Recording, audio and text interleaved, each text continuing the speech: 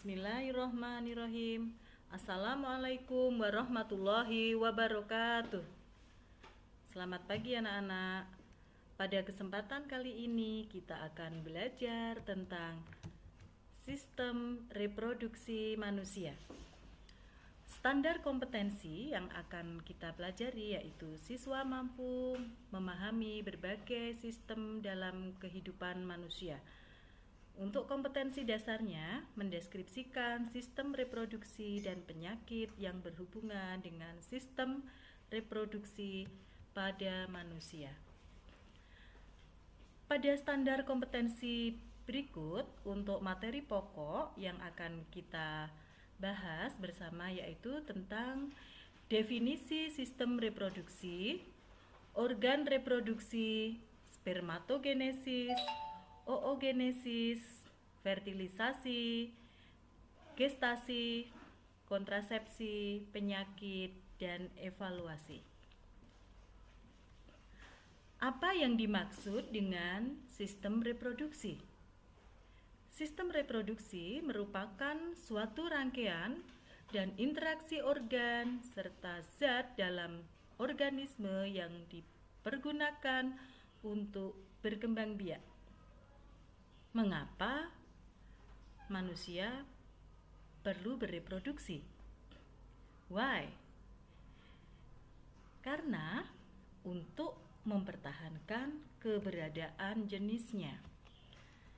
Kita akan belajar organ reproduksi.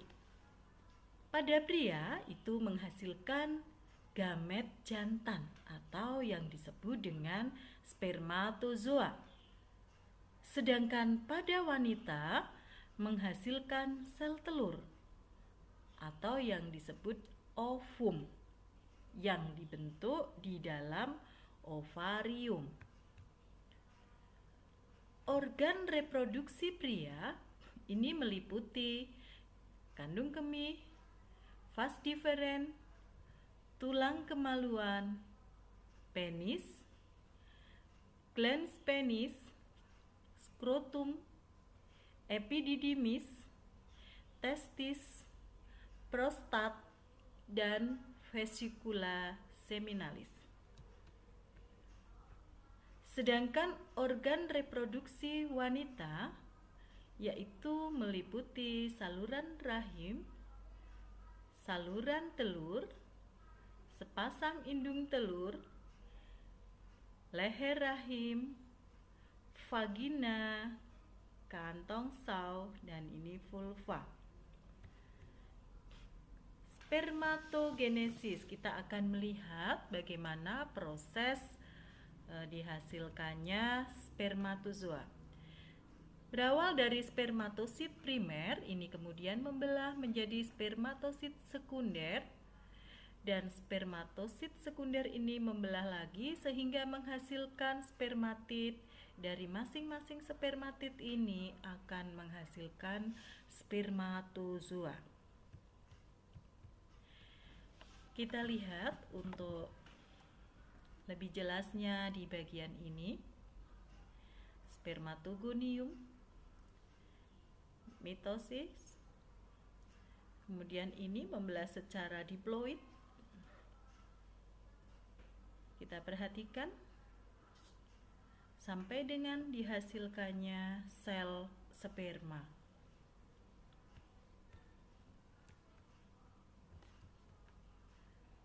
Pertanyaan dari ibu, mengapa sperma manusia memiliki bagian kepala meruncing di bagian ujungnya? Yang kedua, apa fungsi bagian ekor dari sperma? Di pertanyaan ini kalian nanti bisa mencari jawabannya. Silakan kalian buka, kalian baca dari buku yang dipinjam dari perpustakaan untuk materi sistem reproduksi supaya kalian bisa menjawab dua pertanyaan tersebut. Kemudian untuk berikutnya yaitu oogenesis. Diperhatikan untuk oogenesis ini dari awal dari ini oogonium sampai dihasilkannya ovum. Ini melalui beberapa tahapan.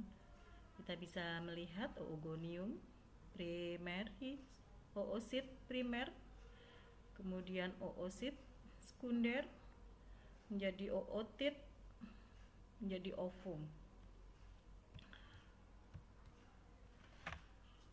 Berikutnya kita akan berlanjut pada menstruasi atau orang mengenal dengan haid. Ovum yang tidak dibuahi itu dinding rahimnya akan menebal dan penuh dengan pembuluh darah sehingga akan rusak dan kemudian luruh atau runtuh. Bersama-sama dengan ovum, jaringan tersebut dikeluarkan melalui vagina. Kita lihat untuk siklus menstruasi.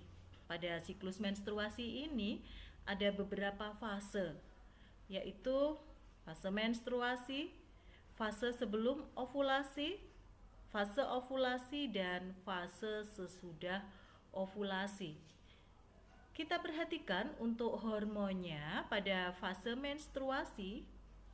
Ini hormon FSH berada pada gambar yang ada di siklus menstruasi ini, kemudian estrogen ini untuk fase sebelum ovulasinya tinggi juga, kemudian LH ini perhatikan pada fase tersebut untuk yang sebelah kiri yaitu sebelum ovulasi dan yang sebelah kanan yaitu fase sesudah ovulasi. Di sini ada juga ini hormon progesteron ya. Setelah ini kalian nanti bisa melihat pula untuk endometrium uterus itu ada lapisan fungsional dan lapisan basilar. Berikutnya kita lihat untuk fertilisasi. Fertilisasi itu merupakan proses peleburan antara satu sel sperma dengan satu sel telur atau ovum yang sudah matang. Kita lihat, setelah terjadi fertilisasi, seorang wanita itu bisa mengalami gestasi atau yang disebut dengan kehamilan. Kita lihat ini gambar janin yang ada di perut ibunya ya. Nah, sekarang kalian perhatikan beberapa foto ini perkembangan janin di dalam rahim seorang ibu.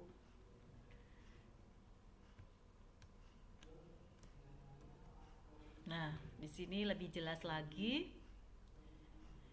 Ini pertumbuhannya dari zigot ya, berkembang kemudian menjadi janin dan akhirnya janin itu siap untuk dilahirkan. Anak-anak, untuk sistem reproduksi pada manusia ini kita juga mengenal adanya alat kontrasepsi yang ada, yaitu ada kontrasepsi permanen, diantaranya adalah tubektomi, pemotongan saluran tuba falopi, kemudian ada vasektomi, pemotongan saluran vas differens. Kalau ini berarti pada seorang pria ya. Kalau tadi untuk tubektomi itu berarti pada seorang wanita. Kemudian yang berikutnya yaitu kontrasepsi non permanen. Ini ada yang tanpa alat bantu, ada pula yang dengan alat bantu. Kalau yang dengan alat bantu itu misalkan pil KB, susu, suntik, IUD, jelly, tablet busa, spons, diafragma maupun kondom. Akan lanjut pada penyakit yang berhubungan dengan sistem reproduksi manusia. Penyakit menular pada manusia untuk berkaitan dengan sistem reproduksi atau dikenal dengan penyakit menular seksual, diantaranya adalah 1. Gonore, 2. Chlamydia, 3. Sifilis atau raja singa, 4. Candidiasis vagina, berikutnya adalah Trichomoniasis, kutil kelamin, herpes, HIV, dan AIDS. Kita lihat untuk gambar virus HIV. Ini ya, kalau kita perhatikan bentuknya sangat mengerikan. Seperti ini, jaringannya sangat rekat.